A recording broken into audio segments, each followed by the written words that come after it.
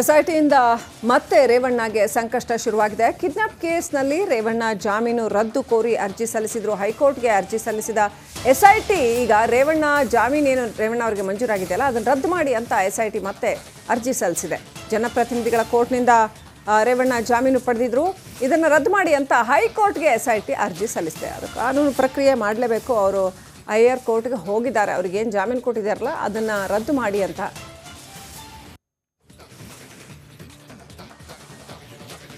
ಎರಡೂ ಪ್ರಕರಣದಲ್ಲಿ kidnap case ಮತ್ತು ಲೈಂಗಿಕ ದೌರ್ಜನ್ಯ ಎರಡೂ ಪ್ರಕರಣದಲ್ಲಿ ಎಚ್ ಡಿ ರೇವಣ್ಣ ಅವರಿಗೆ ಜಾಮೀನು ಸಿಕ್ಕಿದೆ. ಆದರೆ ಈಗ ಕಿಡ್ನಾಪ್ ಕೇಸಲ್ಲಿ ಮತ್ತೆ ಸಂಕಷ್ಟ ಶುರುವಾಗಿದೆ. ಎಸ್ಐಟಿ ಕಿಡ್ನಾಪ್ ಕೇಸಲ್ಲಿ ಕೊಟ್ಟಿರ್ತಕ್ಕಂಥ ಜಾಮೀನು ಏನಿದೆ ಅದನ್ನು ರದ್ದು ಮಾಡಿ ಅಂತ ಹೈಕೋರ್ಟ್ಗೆ ಹೋಗಿದೆ. ಅಪ್ಡೇಟ್ ಪಡ್ಕೊಳ್ಳೋಣ, ಪ್ರತಿನಿಧಿ ಮಾದೇಶ್ ಕನೆಕ್ಟ್ ಆಗಿದ್ದಾರೆ. ಮಾದೇಶ್, ಈಗ ಹೈಕೋರ್ಟಲ್ಲಿ ಏನಾಗಬಹುದಾದ ಸಾಧ್ಯತೆಗಳಿದ್ದಾವೆ? ರೇವಣ್ಣ ಅವ್ರಿಗೆ ಯಾವತ್ತೂ ತಲೆ ಮೇಲೆ ತೂಗುಗತ್ತಿ ಕೇಸು ಫೈನಲೈಸ್ ಆಗೋವರೆಗೂ ಅಥವಾ ಅಂತಿಮ ತೀರ್ಪು ಬರೋವರೆಗೂ ತೂಗುಗತ್ತಿ ತಪ್ಪಿದ್ದೆ ಅಲ್ವಾ ಅಂತ?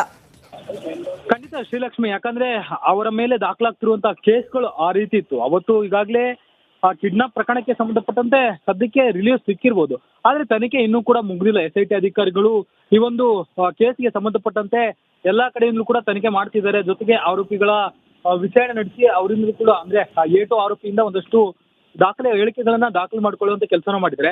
ಜೊತೆಗೆ ಆ ಒಂದು ಪ್ರಕರಣದ ಸಂತ್ರಸ್ತೆಯ ಹೇಳಿಕೆಯಲ್ಲಿ ತುಂಬಾ ಇಂಪಾರ್ಟೆಂಟ್ ಆಗಿರುತ್ತೆ. ಈ ಎಲ್ಲವನ್ನೂ ಕೂಡ ಇಲ್ಲಿವರೆಗೂ ಏನೆಲ್ಲ ತನಿಖೆ ನಡೆದಿದೆ, ಆ ಒಂದು ತನಿಖೆಯಲ್ಲಿ ಏನೆಲ್ಲ ಕಾಂಕ್ರೀಟ್ ಎವಿಡೆನ್ಸ್ ಗಳು ಗೊತ್ತಾಗಿದೆ, ಆ ಒಂದು ಆಧಾರದ ಮೇಲೆ ಈಗ ಹೈಕೋರ್ಟ್ ವರೆಗೂ ಕೂಡ ಈ ಒಂದು ಜಾಮೀನನ್ನ ರದ್ದು ಮಾಡುವಂತೆ ಎಸ್ಐಟಿ ಪರ ವಕೀಲರು ಈಗ ಸದ್ಯಕ್ಕೆ ಅರ್ಜಿಯನ್ನ ಹಾಕುವಂತ ಕೆಲಸ ಮಾಡಿದ್ದಾರೆ. ಅಲ್ಲಿಗೆ ಗೊತ್ತಾಗುತ್ತೆ ಎಷ್ಟು ಕಾನ್ಫಿಡೆಂಟ್ ಆಗಿ ಎಸ್ಐಟಿ ಅಧಿಕಾರಿಗಳು ಅವರ ವಿರುದ್ಧ ಎವಿಡೆನ್ಸ್ ಗಳನ್ನ ಕಲೆ ಹಾಕ್ತಿದ್ದಾರೆ ಅಂತೇಳಿ. ಎಲ್ಲ ಒಂದ್ ಕಡೆ ಇದೆಲ್ಲವನ್ನೂ ಕೂಡ ನೋಡ್ತಿದ್ರೆ ನಿಜಕ್ಕೂ ಕೂಡ ರೇವಣ್ಣ ಅವರಿಗೆ ಈ ಒಂದು ಕೇಸ್ಗಳಲ್ಲಿ ತೂಗುಗತ್ತಿ ತಲೆ ಮೇಲೆ ತೂಗಾಡ್ತಿದೆ.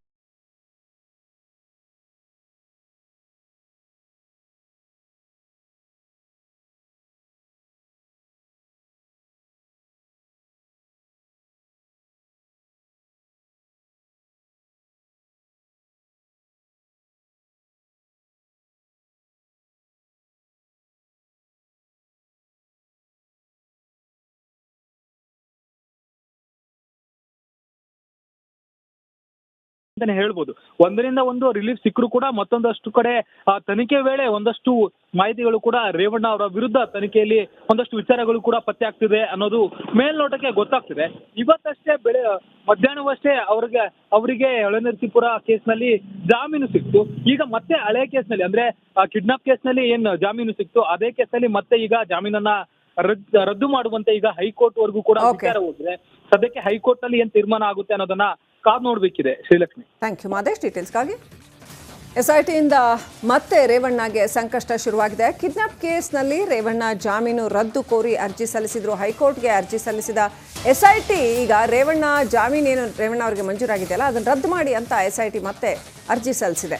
ಜನಪ್ರತಿನಿಧಿಗಳ ಕೋರ್ಟ್ನಿಂದ ರೇವಣ್ಣ ಜಾಮೀನು ಪಡೆದಿದ್ರು, ಇದನ್ನು ರದ್ದು ಮಾಡಿ ಅಂತ ಹೈಕೋರ್ಟ್ಗೆ ಎಸ್ಐಟಿ ಅರ್ಜಿ ಸಲ್ಲಿಸಿದೆ. ಅದು ಕಾನೂನು ಪ್ರಕ್ರಿಯೆ ಮಾಡಲೇಬೇಕು. ಅವರು ಹೈಯರ್ ಕೋರ್ಟ್ಗೆ ಹೋಗಿದ್ದಾರೆ. ಅವ್ರಿಗೇನು ಜಾಮೀನು ಕೊಟ್ಟಿದ್ದಾರಲ್ಲ ಅದನ್ನು ರದ್ದು ಮಾಡಿ ಅಂತ.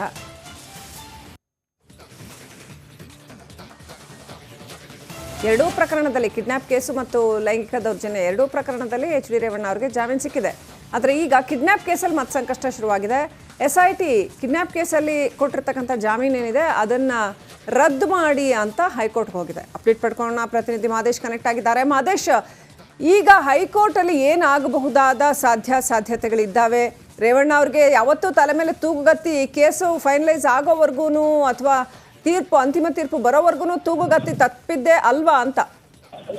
ಖಂಡಿತ ಶ್ರೀಲಕ್ಷ್ಮಿ, ಯಾಕಂದ್ರೆ ಅವರ ಮೇಲೆ ದಾಖಲಾಗ್ತಿರುವಂತಹ ಕೇಸ್ಗಳು ಆ ರೀತಿ ಇತ್ತು. ಅವತ್ತು ಈಗಾಗಲೇ ಆ ಕಿಡ್ನಾಪ್ ಪ್ರಕರಣಕ್ಕೆ ಸಂಬಂಧಪಟ್ಟಂತೆ ಸದ್ಯಕ್ಕೆ ರಿಲೀಸ್ ಸಿಕ್ಕಿರ್ಬೋದು, ಆದ್ರೆ ತನಿಖೆ ಇನ್ನೂ ಕೂಡ ಮುಗಿದಿಲ್ಲ. ಎಸ್ಐಟಿ ಅಧಿಕಾರಿಗಳು ಈ ಒಂದು ಕೇಸ್ಗೆ ಸಂಬಂಧಪಟ್ಟಂತೆ ಎಲ್ಲಾ ಕಡೆಯಿಂದಲೂ ಕೂಡ ತನಿಖೆ ಮಾಡ್ತಿದ್ದಾರೆ. ಜೊತೆಗೆ ಆರೋಪಿಗಳ ವಿಚಾರಣೆ ನಡೆಸಿ ಅವರಿಂದ ಕೂಡ ಅಂದ್ರೆ ಏಟು ಆರೋಪಿಯಿಂದ ಒಂದಷ್ಟು ಹೇಳಿಕೆಗಳನ್ನ ದಾಖಲು ಮಾಡ್ಕೊಳ್ಳುವಂತ ಕೆಲಸನ ಮಾಡಿದ್ರೆ. ಜೊತೆಗೆ ಆ ಒಂದು ಪ್ರಕರಣದ ಸಂತ್ರಸ್ತೆಯ ಹೇಳಿಕೆಯಲ್ಲಿ ತುಂಬಾ ಇಂಪಾರ್ಟೆಂಟ್ ಆಗಿರುತ್ತೆ. ಈ ಎಲ್ಲವನ್ನೂ ಕೂಡ ಇಲ್ಲಿವರೆಗೂ ಏನೆಲ್ಲ ತನಿಖೆ ನಡೆದಿದೆ, ಆ ಒಂದು ತನಿಖೆಯಲ್ಲಿ ಏನೆಲ್ಲ ಕಾಂಕ್ರೀಟ್ ಎವಿಡೆನ್ಸ್ ಗಳು ಗೊತ್ತಾಗಿದೆ, ಆ ಒಂದು ಆಧಾರದ ಮೇಲೆ ಈಗ ಹೈಕೋರ್ಟ್ ವರೆಗೂ ಕೂಡ ಈ ಒಂದು ಜಾಮೀನನ್ನ ರದ್ದು ಮಾಡುವಂತೆ ಎಸ್ಐಟಿ ಪರ ವಕೀಲರು ಈಗ ಸದ್ಯಕ್ಕೆ ಅರ್ಜಿಯನ್ನ ಹಾಕುವಂತ ಕೆಲಸ ಮಾಡಿದ್ದಾರೆ. ಅಲ್ಲಿಗೆ ಗೊತ್ತಾಗುತ್ತೆ ಎಷ್ಟು ಕಾನ್ಫಿಡೆಂಟ್ ಆಗಿ ಎಸ್ಐಟಿ ಅಧಿಕಾರಿಗಳು ಅವರ ವಿರುದ್ಧ ಎವಿಡೆನ್ಸ್ ಗಳನ್ನ ಕಲೆ ಹಾಕ್ತಿದ್ದಾರೆ ಅಂತೇಳಿ. ಎಲ್ಲ ಒಂದ್ ಕಡೆ ಇದೆಲ್ಲವನ್ನೂ ಕೂಡ ನೋಡ್ತಿದ್ರೆ ನಿಜಕ್ಕೂ ಕೂಡ ರೇವಣ್ಣ ಅವರಿಗೆ ಈ ಒಂದು ಕೇಸ್ಗಳಲ್ಲಿ ತೂಗುಗತ್ತಿ ತಲೆ ಮೇಲೆ ತೂಗಾಡ್ತಿದೆ ಅಂತಾನೆ ಹೇಳ್ಬೋದು. ಒಂದರಿಂದ ಒಂದು ರಿಲೀಫ್ ಸಿಕ್ಕರೂ ಕೂಡ ಮತ್ತೊಂದಷ್ಟು ಕಡೆ ತನಿಖೆ ವೇಳೆ ಒಂದಷ್ಟು ಮಾಹಿತಿಗಳು ಕೂಡ ರೇವಣ್ಣ ಅವರ ವಿರುದ್ಧ ತನಿಖೆಯಲ್ಲಿ ಒಂದಷ್ಟು ವಿಚಾರಗಳು ಕೂಡ ಪತ್ತೆ ಆಗ್ತಿದೆ ಅನ್ನೋದು ಮೇಲ್ನೋಟಕ್ಕೆ ಗೊತ್ತಾಗ್ತಿದೆ. ಇವತ್ತಷ್ಟೇ ಮಧ್ಯಾಹ್ನವಷ್ಟೇ ಅವರಿಗೆ ಹೊಳೆನರಸೀಪುರ ಕೇಸ್ನಲ್ಲಿ ಜಾಮೀನು ಸಿಕ್ತು. ಈಗ ಮತ್ತೆ ಹಳೆ ಕೇಸ್ನಲ್ಲಿ ಅಂದ್ರೆ ಕಿಡ್ನಾಪ್ ಕೇಸ್ನಲ್ಲಿ ಏನ್ ಜಾಮೀನು ಸಿಕ್ತು ಅದೇ ಕೇಸ್ನಲ್ಲಿ ಮತ್ತೆ ಈಗ ಜಾಮೀನನ್ನ ರದ್ದು ಮಾಡುವಂತೆ ಈಗ ಹೈಕೋರ್ಟ್ ವರೆಗೂ ಕೂಡ ವಿಚಾರ ಹೋಗಿದೆ. ಸದ್ಯಕ್ಕೆ ಹೈಕೋರ್ಟ್ ನಲ್ಲಿ ಏನ್ ತೀರ್ಮಾನ ಆಗುತ್ತೆ ಅನ್ನೋದನ್ನ ಕಾದ್ ನೋಡ್ಬೇಕಿದೆ ಶ್ರೀಲಕ್ಷ್ಮಿ. Thank you Madesh ಡೀಟೇಲ್ಸ್ಗಾಗಿ.